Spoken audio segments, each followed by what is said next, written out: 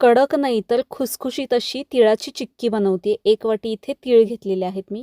पहिल्यांदा अगदी छान खमंग असे हे आपल्याला भाजून घ्यायचे आहेत.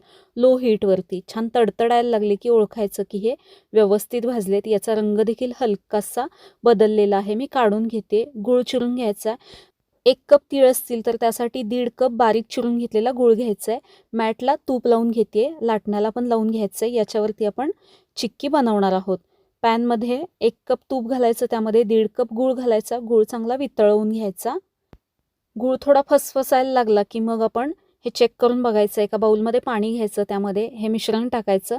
हाताने चेक करून बघायचं. हे अजून मऊ मिश्रण आहे, थोडंसं कडक व्हायला पाहिजे, तोपर्यंत मी हे शिजवून घेते. हलकासा रंग बदलला आहे गोळाचा. आता चेक करून बघते. छान कडक अशी ही गोळी तयार झाली आहे. पाण्यात टाकल्यानंतर टणक असा आवाज येतोय, म्हणजे हे व्यवस्थित तयार झालं आहे. यामध्ये आता भाजलेले तीळ घालायचे, मिक्स करून घ्यायचे आणि हे लगेचच मॅटवरती ओतून घ्यायचे. लगेच गरम असताना यामध्ये चमचा किंवा लाटणं लावायचं नाही. थोडंसं कोमट झालं की पसरवून घ्यायचं. लाटण्याने एकदम पातळ असं मी लाटून घेते.